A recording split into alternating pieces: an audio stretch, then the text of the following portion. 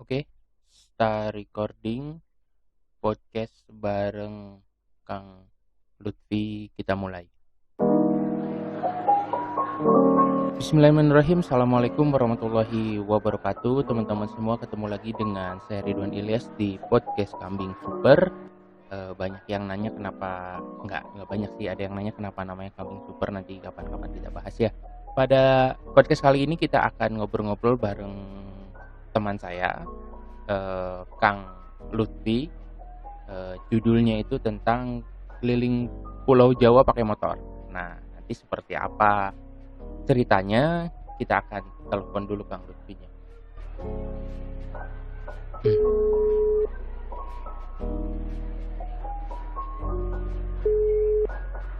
Halo, assalamualaikum. Waalaikumsalam. Halo, Kedengeran kah? ada Kang. Ya. Kang Lutfi masuk. Oke kak. Yuk. Ini gimana, tanya jawab atau gimana kan? Ya, tanya jawab boleh, Kang Lutfi cerita boleh deh. Sama seperti dengan podcast sebelumnya, kita ngobrol dengan Pak Fajar. Kali ini Kang Lutfi juga kemarin se-project bareng dengan saya di Ngabuburit Literasi Ramadan. Lalu lebih jauh dari itu, sebenarnya dengan Kang Lutfi ini udah kenal lama banget. Bukan lama banget ya, cukup lama lah. Kalau kemarin dengan Pak Fajar itu kenal baru sebatas di media, dengan Kang Lutfi ini udah sering ketemu. Kita sering ngobrol bareng, juga sering sharing soal sejarah. Beliau ini juga pecinta sejarah nih. Nah, kemarin saya dapat kabar Kang Lutfi baru pulang keliling Pulau Jawa pakai motor. Ceritanya udah sampai ke saya tapi nggak banyak. Nah, hari ini mungkin Kang Lutfi bisa cerita. Kang Lutfi mungkin ceritanya nanti bisa dibuat 2 sesi ya Kang ya. Boleh kak. Jadi Siap. kali ini mungkin cerita tentang keberangkatan sampai ke titik utamanya tuh mau kemana sih. Nah, nanti mungkin di sesi berikutnya supaya nggak terlalu panjang, nanti kita akan cerita bagaimana dari titik akhir itu menuju perjalanan pulang, dan termasuk juga nanti kita akan di podcast berikutnya kita akan bahas hikmah-hikmah yang didapat oleh Kang Lutfi. Baik Kang Lutfi, saya tanya dulu nih, silakan perkenalan dulu sama para pendengar semua Kang. Oke.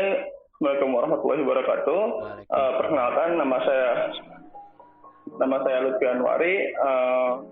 Saya sekarang aktif di Student Rihla Indonesia, sebuah wadah pendidikan informal yang khusus bergerak di bidang pendidikan, sains dan peradaban. Mungkin lebih lengkapnya bisa teman-teman cek di Instagram Student Rihla Indonesia. Baik, menyoal tadi yang dibahas di depan sama Kang Ridwan. Ya Kang, motivasinya dulu Kang. Saya, Niatan mau berangkat itu apa dulu Kang? niatan berangkat, kenapa saya harus keliling Pulau Jawa?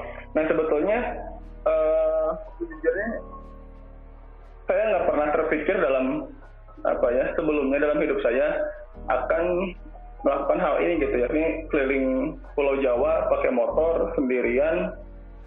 Awalnya saya nggak pernah kepikiran kayak gitu. Cuman semua itu tiba-tiba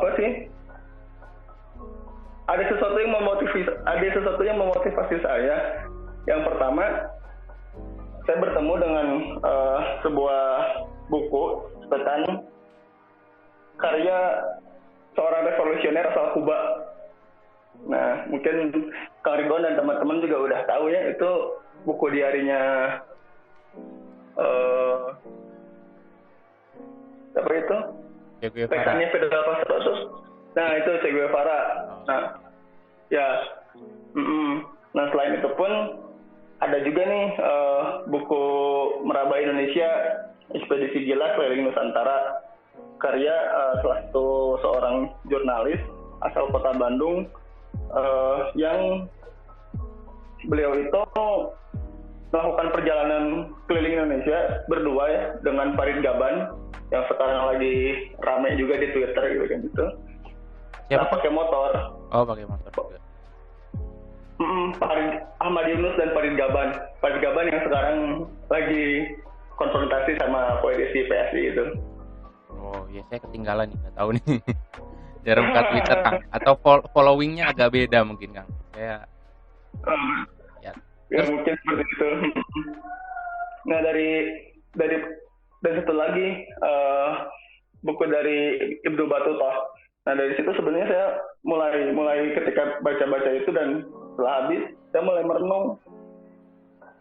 Ditambah juga saya dari sebelumnya kan memang minat sekali di bidang sejarah. Saya banyak menemukan bahwa tokoh-tokoh besar dunia itu mereka itu dekat dengan masyarakat itu benar-benar dekat gitu kan, tidak hanya banyak wawasan, tidak hanya banyak istilahnya kemampuan keterampilan, tapi juga sangat mengerti bagaimana problematika masyarakat di sekelilingnya gitu kan. Jadi kita ngambil contoh misalnya presiden negara Indonesia ini gitu kan, Soekarno, bagaimana beliau sering belusukan terus turun ke masyarakat dan lain sebagainya gitu kan, hingga akhirnya lahir konsep marhainisme gitu kan. Terus juga lebih dari itu juga kita melihat bagaimana figur-figur dari tokoh muslim lainnya gitu kan, seperti Muhammad Al-Fatih gitu kan, seorang pemuda 22 tahun yang berhasil melakukan Konstantinopel. Beliau kan sangat mahir tentang geopolitik, geostrategis. Nah, kemampuan itu yang istilahnya hilang gitu kan, hilang hari ini di tengah-tengah kaum muslimin. Nah, saya menyadari itu kalau saya tidak membiasakan diri sekarang bersentuhan dengan masyarakat secara langsung, ya mau kapan gitu kan. Akhirnya dengan modal nekat, ya udah saya berangkat gitu kan. Dan dan satu lagi, saya menyimpulkan dari buku Bangkit dan Runtuhnya Turki Utsmani, saya juga melihat bagaimana kejayaan suatu peradaban itu ditandai dengan para penguasa, para pemimpin yang lebih banyak menghabiskan waktu di atas punggung kuda, bukan di singgasana. Nah, itu juga sebetulnya yang menginspirasi saya untuk, udah deh, kayaknya saya udah harus keluar rumah deh kayaknya nih gitu kan. Coba deh sendirian pakai motor, karena kan kalau pakai kuda, kuda juga nggak ada ya, mahal ya, lebih mahal sekarang kuda kan. betul. Nah itu kan motivasinya secara singkat ya. Ya.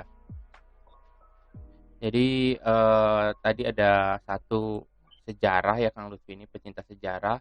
Bahkan saya pernah diminta ngisi di forumnya Kang Lutfi ngobrol sejarah, wah saya gagap juga.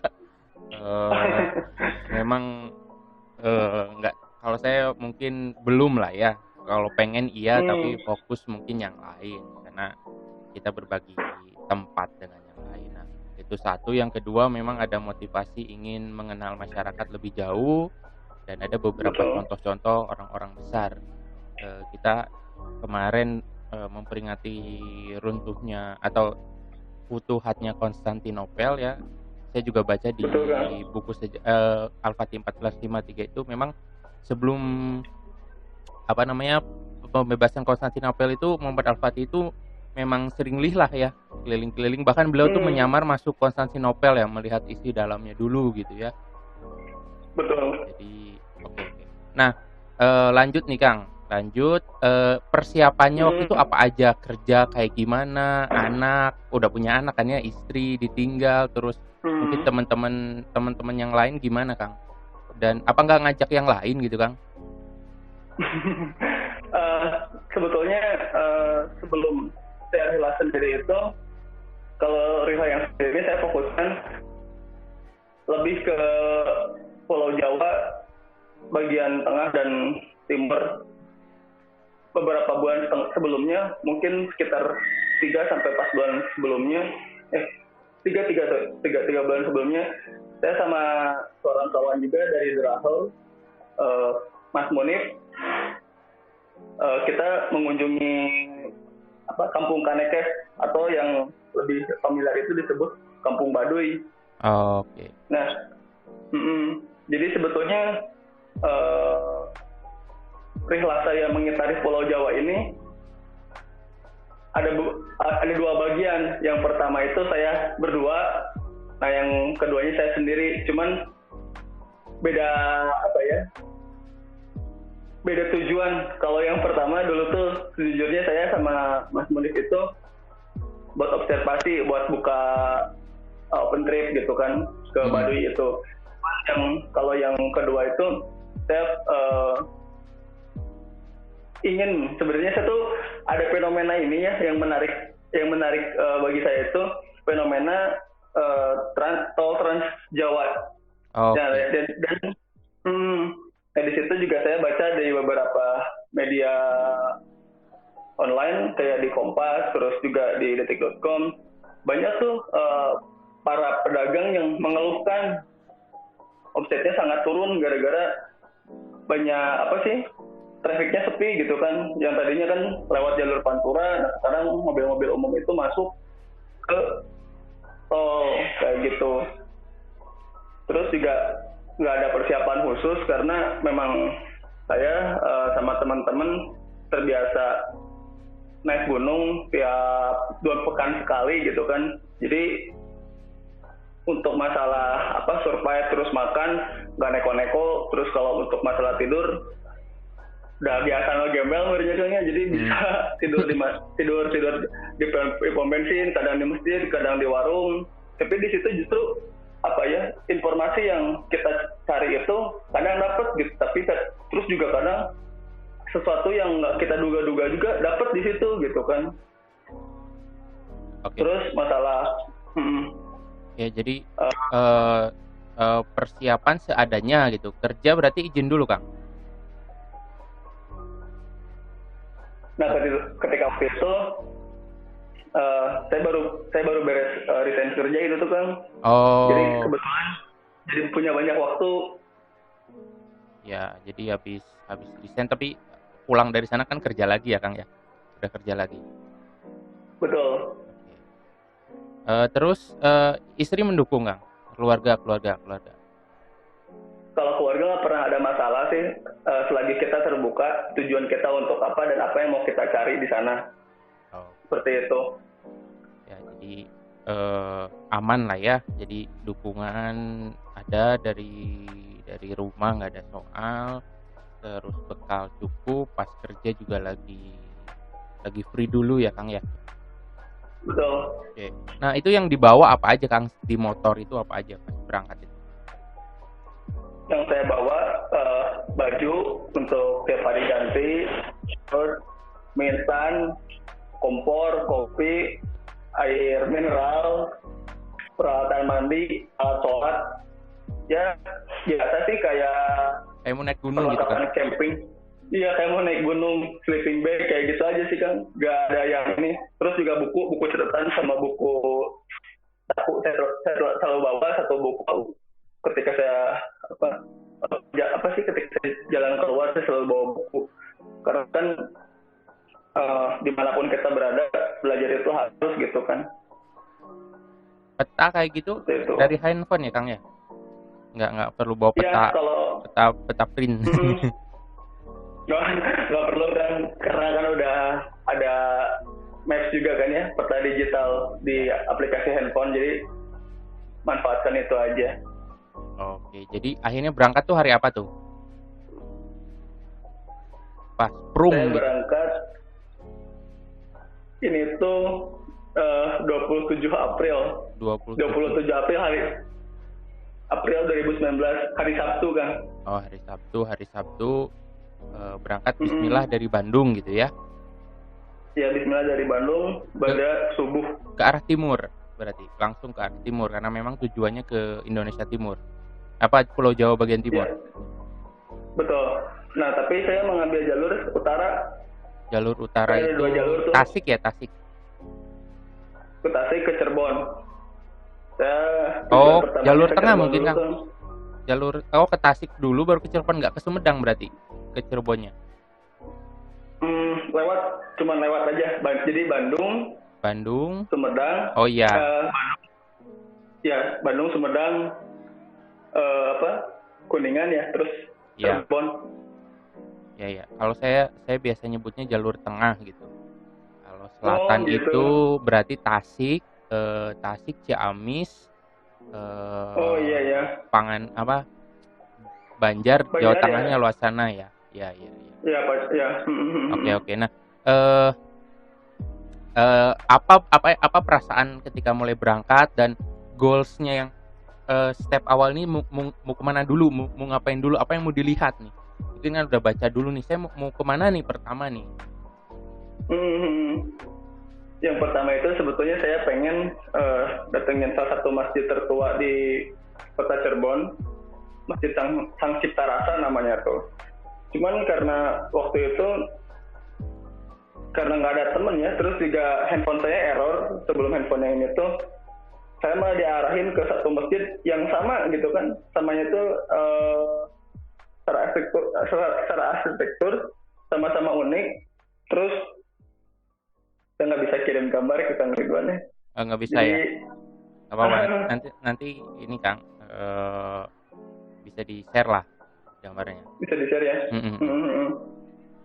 Nah saya tuh kebetulan waktu itu tuh pukul 10:30. Nah saya sambil istirahat terus juga cari masjid, saya tuh ketik ke keyword Masjid Merah. Nah saya pikir si apa si, si aplikasinya itu nunjukin ke Masjid Sang Cipta Rasa. Nah kenapa saya tadinya mau ke Masjid Sang Cipta Rasa? Karena itu salah satu masjid tertua di Cirebon dan itu masjid pertama yang didirikan oleh Sunan Gunung Jati dan beberapa wali songo lainnya gitu kan, satunya Sunan Kalijaga.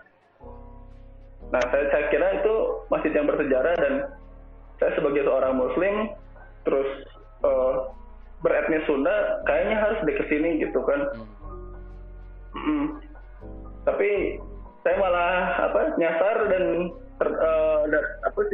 bertemu dengan masjid yang sama-sama warna merah, tapi yang saya datangin ini masjidnya unik. Jadi si atasnya, si bagian atapnya itu kayak bangunan Cina. Oh. Kayak bangunan Cina. Terus si gapuranya pun, si gerbangnya ya sama lah kayak gerbang-gerbang di Cirebon ya, kayak gitu. Ya kayak akulturasi antara bangunan Islam sama Hindu loh kan, kayak gitu. Nah, terus kayak gimana kan? Iya. Lanjut Kang. Ini saya sambil browsing nih di Google Masjid Merah. Kalau yang muncul di Google itu yang gerbang masuknya itu kayak di Masjid Demak ya ini ya. Targetnya tuh ke sana gitu sebenarnya. Betul. Cuman saya malah datang ke masjid yang lain. Tapi dari situ pun saya ngobrol sama yang jaga masjidnya, takbir masjidnya. Ya saya tanya, ini kenapa bangunannya kayak gini dan lain sebagainya. Di situ yang saya dapetin sebetulnya lebih ke cerita bermuatan sufi loh kan. Maksudnya ada sesuatu yang berlebih gitu kan. Cerita-cerita yang ini mesti dibangun dalam satu malam dan lain sebagainya gitu kan. Ya itu terlepas ya dari benar atau tidaknya gitu kan. Tapi yang saya lihat itu lebih ke segi arsitekturnya, karena mungkin bisa jadi bangunan-bangunan akulturasi semacam ini tuh menjadi sebuah wasilah gitu kan, sebuah sarana atau cara untuk bagaimana agama Islam itu dilebur. Maksudnya agama Islam itu menarik orang-orang yang tadinya beragama non muslim gitu kan, entah itu Hindu atau Buddha, kepada Islam gitu kan, dengan cara ya dakwahnya dengan arsitektur seperti ini. Oke. Nah gitu kan. nanti itu lebih lanjut ya Kang ya di podcast selanjutnya nih. Sekarang kita saya biar penasaran dulu nih ya perihal. Nah dari Cirebon itu nginep di sana Kang hari pertama itu, malam pertama? Enggak, malam pertama saya itu nginep di daerah Kendal. Dari Cirebon langsung ke Kendal gitu? Dari Cirebon ke Pekalongan, ke titik 0 Pekalongan. Nah di situ ada Tugu Maifal atau patok lah ya. Nah, katanya itu Maifal itu sebagai titik tengah Pulau Jawa. Nah, makanya saya penasaran. Saya datengin tuh ke sana, ke Kota Pekalongan tuh. Itu sore-sore. Nah di situ saya dapetin ini juga penanda koran ini sebagai ternyata bukan sebagai titik dari Pulau Jawa. Nah ini tuh titik dari Jalan Raya Pos yang dibangun sama Dendos, titik tengahnya gitu kan. Yang dari Anyar sampai Panarukan tuh di sini. Titik 0 Pekalongan gitu Kang. Apa sih Tugu apa Kang? Maipal. Ya, Maipal. Oh, Maipal kan ya. MY sama PAAL ya. Betul. Nah itu. Oh iya. Ada nih Tugu Maipal. Jadi ini tuh titik 0. Titik tengah kan, titik tengah Jalan Raya Pos. Jalan Raya Pos yang dibangun oleh Denles gitu ya. Betul. Nah, kebetulan itu juga sebagai ini kan titik kilometer Kota Pekalongan di tempat itu pun. Oh iya nih kalau di beberapa bilang ini titik 0 Kota Pekalongan. Jadi di situ malam itu Kang sampai situ tuh. Saya di sini tuh nyampe jam berapa ya? 3:30. Sholat asar dulu sambil ngadem, sambil saya lihat keadaan sekeliling Kota Pekalongan tuh kayak gimana gitu, sama nggak sih sama kota-kota di dekat di sini di Bandung gitu kan. Oh iya. Seperti yang Kang Lutfi bilang dulu ya, mau ada studi kota gitu ya, salah satu niatannya melihat betul itu. Oke. Nah nanti itu tenang di podcast kedua Kang, nanti kita akan lihat. Nah jadi nginep di sana, makan di sana, makan malam, tidur di mana itu Kang malam pertama itu? Nah pas jam maghrib itu saya mulai menepi di daerah Batang, terus sholat, lanjut lagi. Tadinya rencananya memang malam pertama itu saya mau di Masjid Raya Jawa Tengah ya, yang di Semarang. Cuman karena waktu itu udah nggak memungkinkan, saya udah capek. Terus sebetulnya yang jadi beban itu salah satunya selain daya tahan tubuh juga ini Kang, mental, karena kan kita nggak ada teman buat interaksi ya. Iya. Minta pendapat gitu kan. Nah di situ kadang psikis kita itu agak keganggu gitu kan. Jadi kadang-kadang saya kalau touring aja suka gitu Kang, ada insecure gitu. Saya pernah touring ke beberapa tempat itu, meskipun sama teman-teman, begitu wilayahnya baru, terus merasa ada pengalaman ini, tubuh kita tuh secara geografis menjauh dari rumah gitu. Nah iya, mungkin homesick ya Kang ya, kangen gitu kan. Iya. Itu kayak gitu. Jadi yang nginepnya di mana itu Kang? Nginepnya tempat tidurnya tuh dapatnya di mana? Pada akhirnya ya saya lewatin Kota Batang, saya keinget tuh sama saya mau nginep di situ. Tapi saya keingetan sama salah satu rekan saya, Mas Agil. Beliau kan asli Magelang, cuman kan pernah PPL di daerah Batang kan. Nah beliau tuh bilang kalau di daerah pantai utara itu, ya daerah sana tuh, daerah Batang tuh ada wilayah yang namanya tuh Bonyo Putih. Nah di situ tempat prostitusi di pantai utara tuh, yang buat ngelayanin para supir dan lain sebagainya. Nah ketika saya melihat ke sana, ternyata emang betul, dan itu juga saya temukan di bukunya Dendels, seri Tempo itu juga dibahas juga kalau itu memang udah dari zaman dulu. Semacam itu. Legenda gitu ya. Ini kan sebuah fenomena yang memang seolah-olah sengaja gitu ya, kemaksiatan yang memang sengaja dipelihara. Ya mungkin ada motif ekonomi dan lain sebagainya ya yang di belakang itu. Cuman juga ini jadi jadi dilema sendiri gitu kan bagi kita yang sadar kenapa sih hal semacam ini tuh masih dipelihara gitu kan. Oh iya. Nah dari Tapi Kang Lutfi nggak sampai masuk kan? nggak kan, tapi kan teridentifikasi dari luar juga udah kelihatan Eh, si secara marketing kelihatan gitu lah ya. salah marketing, terus juga lampu-lampu yang kelap-kelip yang warna-warni kayak gitu juga kelihatan. Oh, udah kesannya temaram dan lain sebagainya lah ya. Kayak gitu. Ini juga jadi catatan, istilahnya ya kalau nanti kita punya amanah untuk memimpin gitu kan, bagaimana kita mengatasi problem-problem semacam ini gitu kan, sesuatu yang sudah punya akar historis yang panjang gitu kan. Ini kan penanganannya tidak bisa sesederhana itu gitu kan, pasti butuh ini ya, butuh treatment khusus gitu kan. Nah itu juga jadi catatan bagi saya. Nah pada akhirnya tengah 11 saya mulai menepi di daerah Kendal. Nah tadinya saya sengaja nggak beli makan itu, nggak beli makan buat malam, karena saya pikir saya masih bisa makan makan mie instan. Cuman ketika saya sampai sana beres sholat isya, nah menepi saya di salah satu pom bensin di Kendal, kecamatan Wileri kalau nggak salah ya, Wileri, sekitar 40 menit atau sampai 1 jam sebelum kota Semarang itu. Nah di situ ketika saya hendak makan, masang kompor, masang gas, ternyata kompor saya nggak nyala.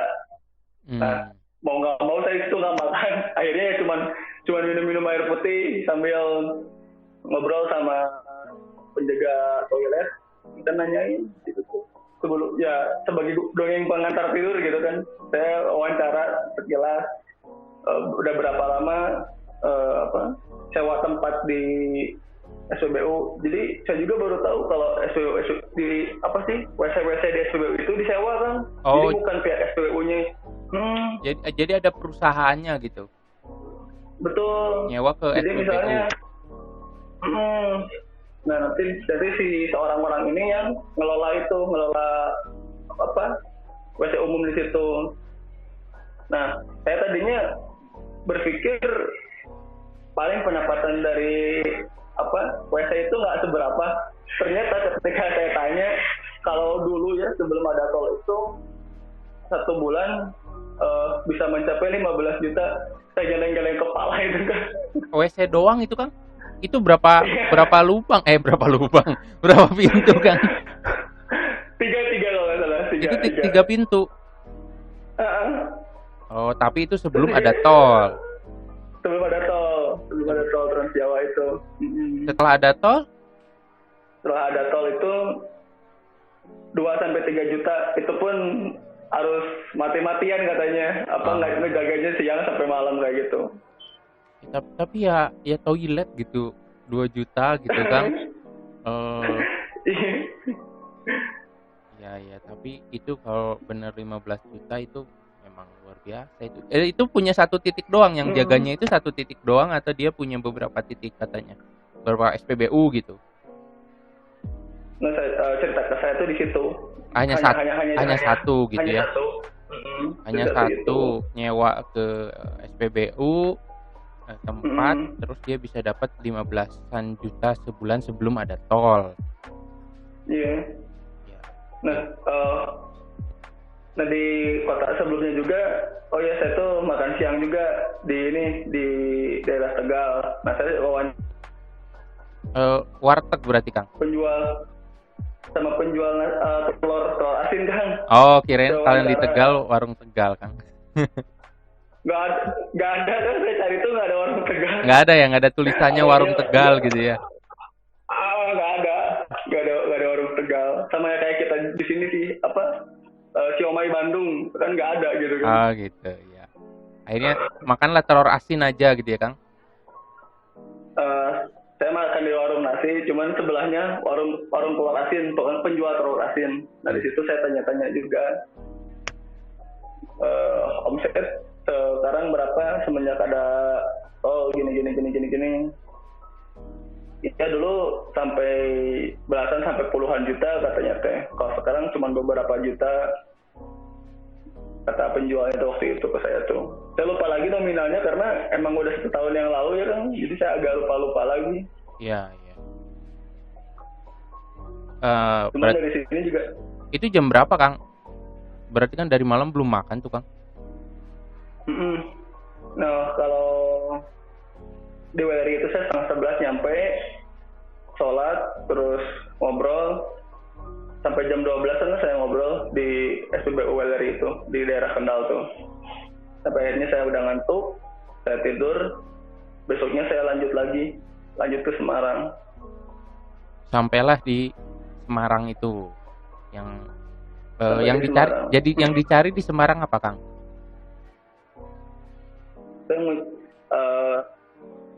Saya ke Semarang, yang pertama saya ke Kota Tua,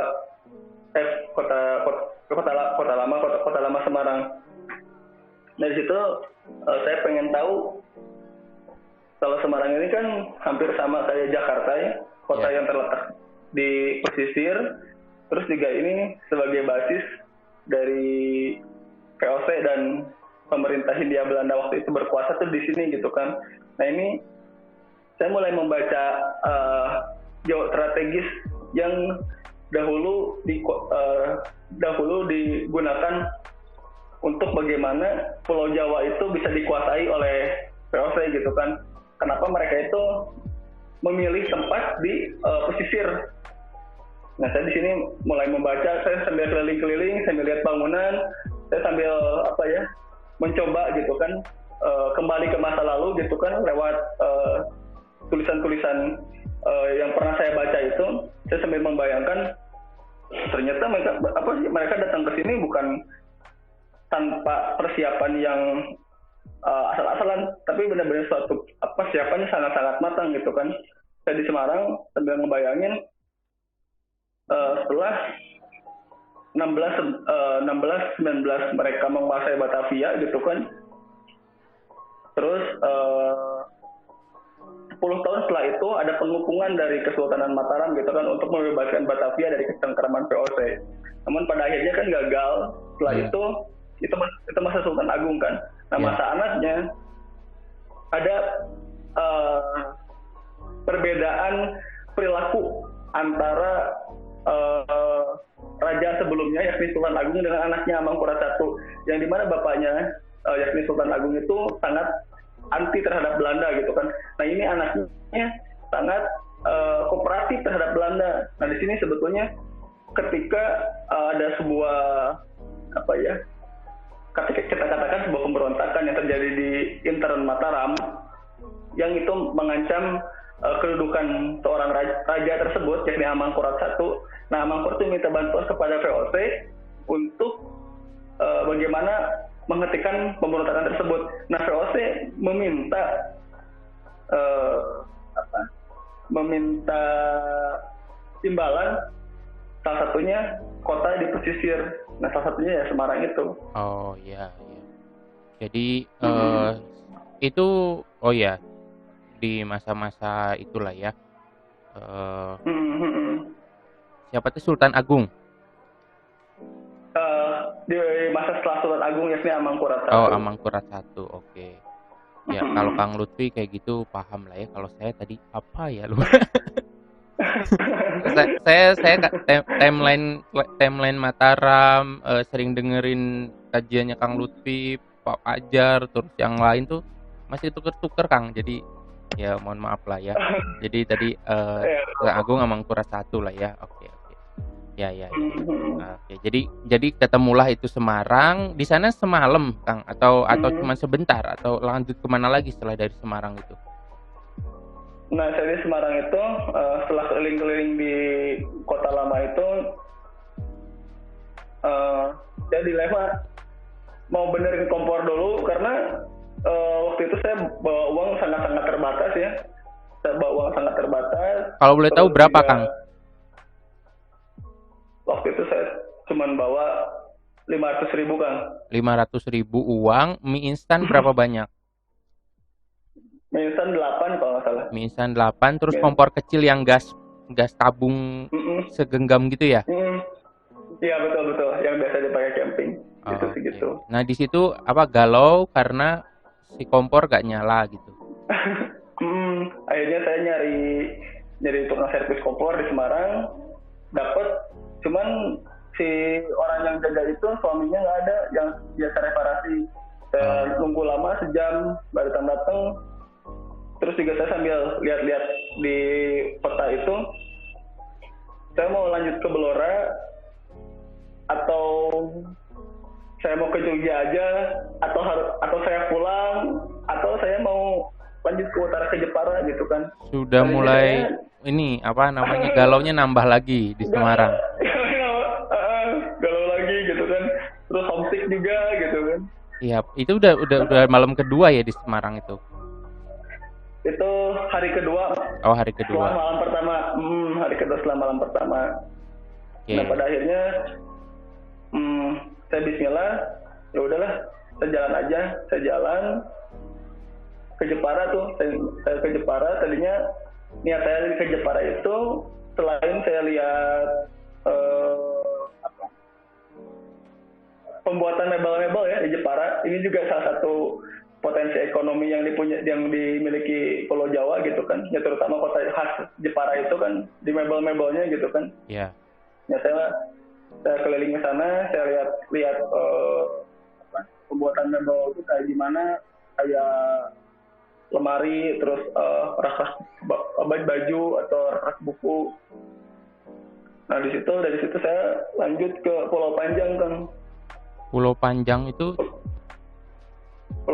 secara administrasi masih terletak di Jepara, cuman dia itu dari Pantai Kartini sekitar 20 menit lah kita pakai sampan. Oh, jadi melewati. Oh iya ini ada Pantai Kartini nyebrang ke Pulau Panjang. Oh, oke. Gitu kan. Ya saya sambil buka Google Maps kan. Saya soalnya kalau pengen paham harus sambil buka peta nih. Di Jepara, Pantai Kartini, motor simpen di sana, nyebrang biaya berapa Kang? Ke Pulau Panjang ini? Waktu itu masih murah ya, setahun yang lalu itu 20.000 bolak-balik Kang. 20.000 bolak-balik. Nah, di sana cari apa Kang di Pulau Panjang itu? Saya nenangin diri dulu karena saya galau ya, karena saya baru pertama kali motor-motoran sendiri, terus tertimpa musibah kompor saya nggak nyala gitu kan. Kayaknya saya harus nenangin diri dulu deh. Ya. Nah saya ke Pulau Panjang. Di Pulau Panjang itu ada makam Habib Abu Bakar bin Utsman kalau nggak salah. Itu salah satu bin Yahya Kang kalau di Google. Iya betul bin Yahya betul bukan bin Utsman. Itu kan salah satu makam penyebar Islam di daerah Jawa bagian utara juga. Saya ke sana. Nah di sini saya menemukan sesuatu yang tidak saya sangka-sangka gitu kan. Ketika kapal yang saya naiki itu menepi, saya kan ngambil gambar dulu gitu kan, lihat anak-anak yang lagi renang dan lain sebagainya. Gak lama setelah itu mungkin sekitar 20 menitan, rombongan itu pada pulang. Yang di pulau itu semuanya pulang naik kapal. Lah saya sendiri di sini gitu kan. Walah. Tapi ya terus juga ini saya kira nggak ada orang di pulau itu, cuman ya udahlah nggak apa-apa lah. Saya niatnya juga nggak aneh-aneh, cuman mau ziarah terus mau nenangin diri juga. Nah pada akhirnya saya sambil ngambil foto sunrise dan lain sebagainya, nyobain lagi nyalain kompor, tetap nggak nyala. Nah ada satu orang yang nyamperin, Mas lagi ngapain di sini? Kata saya mau ngecamp di sini. Dari mana? Saya bilang dari Bandung. Ya udah yuk sana aja yuk. Di sana ada masjid, ada warung katanya tuh, ada kamar mandi. Kalau misalnya mau sholat maghrib dan lain sebagainya bisa di sana. Oh ya udah, duluan aja kata saya tuh. Nanti saya nyusul ke sana. Saya masih motret. Gak lama suaranya balik lagi. Mas ayo mas, udah mau gelap katanya tuh. Ya udah deh saya ikutin aja. Saya tadinya nggak mikir orang itu suzon sama saya atau gimana gitu, penyanggapan buruk. ternyata ketika saya udah ke sana, terus udah ngobrol banyak hal sama mereka dan dekat gitu ya, mulai akrab sama mereka, si Mas itu bilang gini, saya pikir tadi Anda itu yang mau nyuri ini pohon stigi katanya tuh. Nyuri apa, Kang? Pohon stigi. Pohon spiji. Ya, pohon stigi. Oh, stigi. Itu pohon kan, yang kalau misalnya dimasukin ke air dia karam, nggak ngambang, dia karam, benar-benar karam. Benar-benar turun ke bawah gitu. Iya, benar-benar turun ke bawah. Dan saya ada di sini di rumah, waktu kesana saya dikasih oleh-oleh pohon stigi itu. Sebatang kecil korek api itu akan coba masukkan misalnya ya ke gayung atau ke gelas, itu turun di bawah diem. Oh. Nah, saya banding kayak gitu. Iya. Jadi disangkanya mau nyuri pohon stigi itu, Kang. Saya mau nyuri pohon stigi. Nah, terus di sana saya ketemu sama kuncen makam juga. Iya. Yang ditanya dari mana, asalnya dari Bandung, mau kemana dan mau ngapain. Saya jelasin ya saya dan lain sebagainya. Nah, kebetulan yang kuncen makam di sana itu memang senang ziarah ya Kang ya. Iya. Nah, saya tuh nanya, katanya di Bandung juga ada makam wali ya katanya, yang nyebarin agama Islam di Bandung. Nah, berbekal sedikit wawasan yang saya punya gitu kan, ya terkait makam yang di Mahmud itu kan di daerah Soreang. Akhirnya saya ceritakan gitu kan apa yang saya tahu dan lain sebagainya. Tiba-tiba saya di situ yang tadinya saya mau ngecamp di pinggir pantai, tiba-tiba langsung gini, ya udah deh nggak usah ngecamp di pinggir pantai, banyak nyamuk, tidur di sini aja. Kalau mau makan bilang aja atau misalnya ngambil sendiri aja, nggak apa-apa katanya tuh. Nah di situ saya tiba-tiba dapat rezeki gitu kan. Yeah. Makan gratis, mandi gratis, terus juga dapat wawancara gitu kan, dapat data juga, dapat pengalaman mereka juga yang saya tulis kayak gitu. Oke, jadi gara-gara terkoneksi sesama orang yang suka jalan-jalan gitu ya ke makam gitu.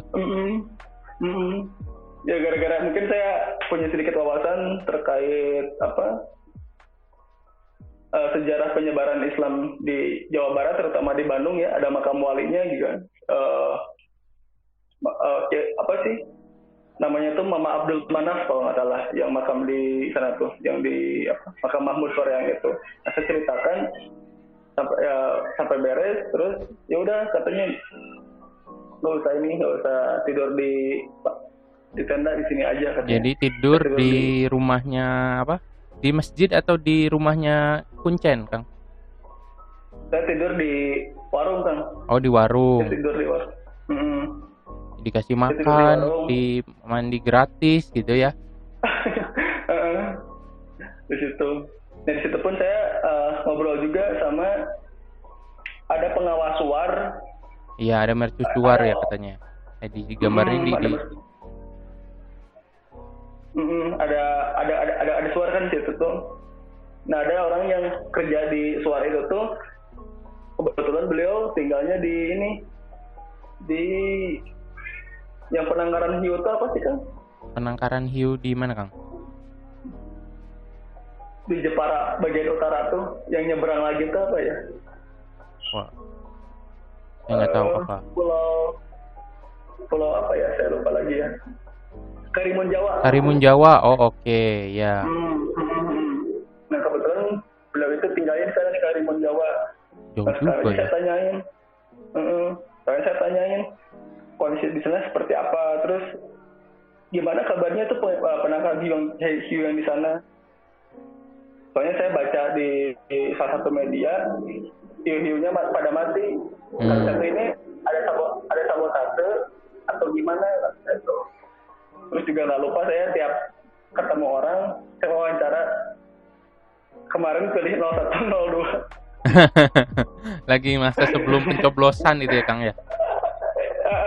Setelah, Kang. Oh, setelah. Oh iya, setelah ya. Itu setelah. Karena saya juga pengen tahu kan kalau milih misalnya nomor satu alasan dia kenapa, kalau milih nomor dua alasan dia kenapa.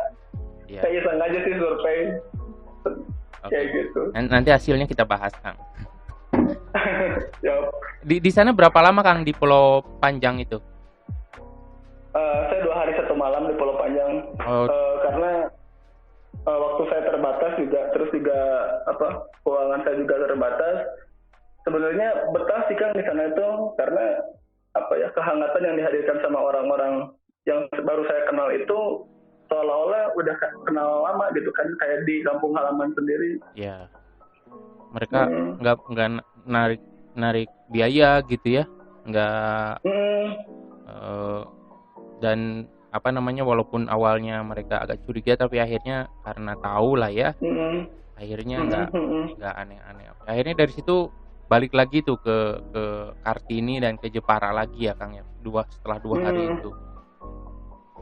Saya balik ke Kartini, ke Jepara, terus saya ngelewatin ini tuh Tambak Udang. Kan saya sendirian di daerah Jepara tuh, karena motornya si trafiknya kan sepi. Apa itu? Saya kira ini di mana lalu lintasnya kan sepi. Oh, lalu lintasnya sepi. Masuk desa kan? Iya.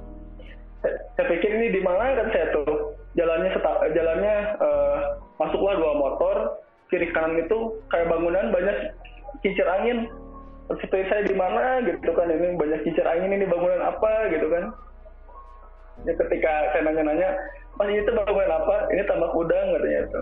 Oh. Nah, saya beres dari situ, saya masuk ke sebuah desa yang saya nggak tahu nama desanya apa. Di situ saya juga lihat jalan yang saya lewatin itu benar-benar rusak, benar-benar hancur, dan saya rasa tempat itu sering kerendam banjir karena saya lihat di tembok luarnya itu ada garis guratan bekas banjir gitu kan, kuning-kuning gitu kan. Iya. Di sini juga saya ngasih catatan, berarti sudah jelas kalau pembangunan tol Trans Jawa ini pada hakikatnya bukan untuk kepentingan masyarakat secara umum gitu kan. Ini bukan sesuatu yang mendesak yang dituntut oleh masyarakat untuk segera diselesaikan atau dibangun gitu kan. Nah, ini saya lihat dari beberapa puluh kilometer mungkin ya, dari tol itu ke desa ini lebih urgent kata saya tuh. Kayak gitu. Mungkin parah lah ya, butuh pembangunan gitu ya. Betul. Mungkin juga masih banyak desa-desa yang lain yang ketika itu nggak saya kunjungi gitu kan, yang yang bernasib serupa seperti itu. Oke. Nah, nantilah kita bahas itu ya tentang analisis geopolitiknya mungkin ya. Nah, dari Jepara itu kemana, Kang? Arahnya balik lagi ke Semarang, ke Pati, ke Kudus, kemana nih, Kang? Saya ke Kudus. Dari Jepara saya ke Kudus. Nah, saya juga penasaran kan ke Masjid Agung Kudus itu. Nah, saya ke sana buat cari makan, sekaligus saya juga ziarah ke makam Sunan Kudus. Terus juga saya pengen lihat perilaku masyarakat itu, ziarah itu apakah mereka itu berdoa terus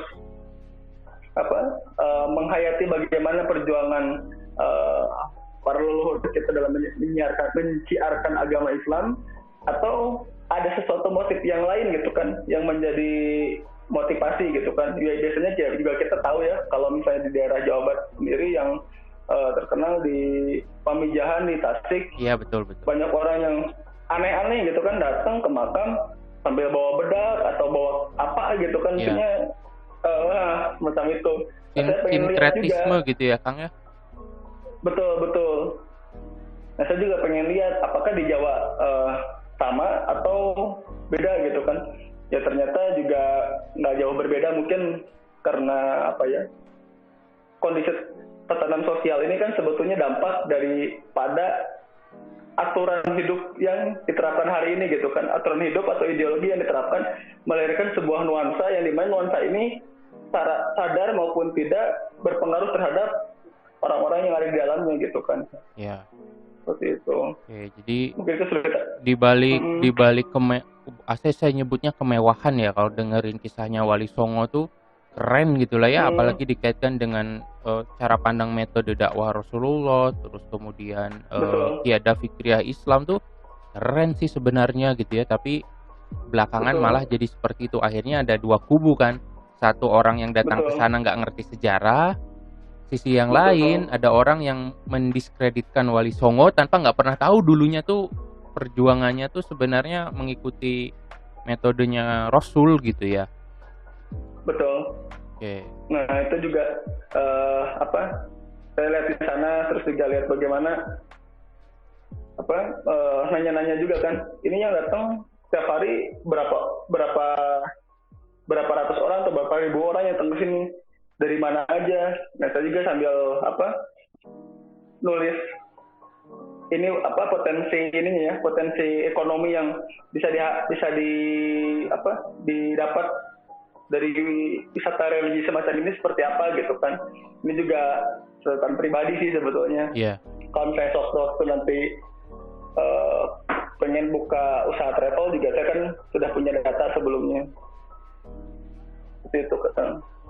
Ya, jadi ya nanti kita bahas lah ya lebih jauh tentang itu. Hmm, eh Udah ketemu tuh ke titik pusat penyebaran Islam ya di Masjid hmm, eh Kudus. Kudus gitu ya. Hmm. Oke, nah ini hari keberapa Kang? Ini hari ketiga kan. Oke, ini hari ketiga. Ada berapa hari lagi nih Kang sampai pulang nih Kang? Total itu saya dari berangkat sampai pulang itu saya 9 hari kan. Oke, berarti masih jauh ya. Oke, nggak apa-apa lah. Kita nanti bagi sesinya mungkin diperbanyak nggak apa-apa ya Kang ya. Nggak cukup cuman 2 nih. Karena kita Boleh boleh. udah 52 menit nih Kang.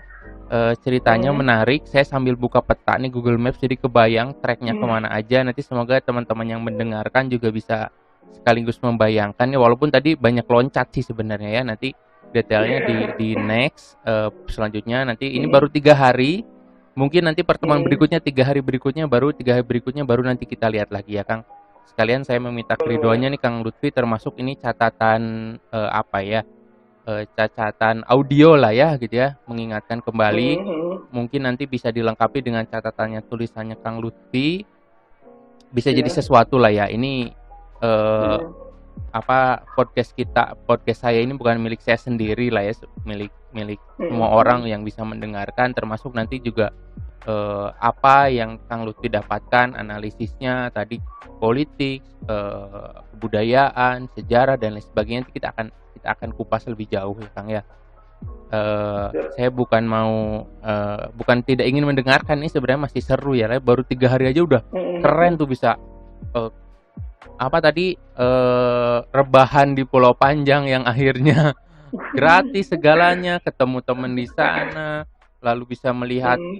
aspek ekonomi dari adanya tol Trans Jawa, lalu Hmm. kemudian kisah suka dukanya juga belum kita bongkar nih biar jadi penasaran itu kapan si kompor akhirnya hidup kan belum tahu nih.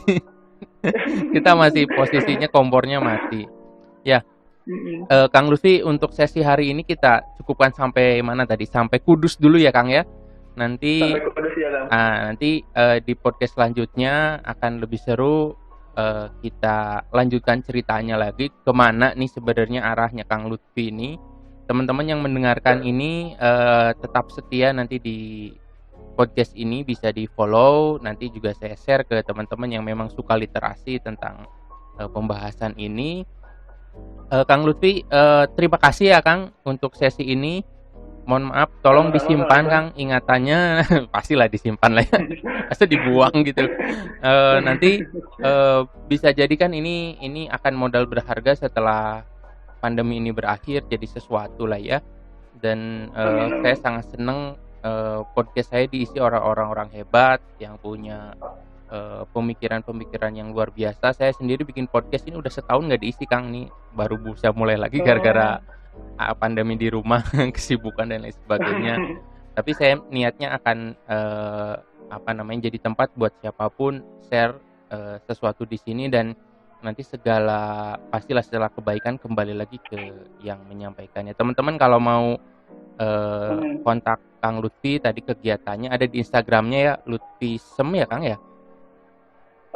Saya kebetulan udah hampir 1 tahun nonaktif Instagram Oh, karena saya kan punya proyek pribadi, mau nulis buku ya Kang.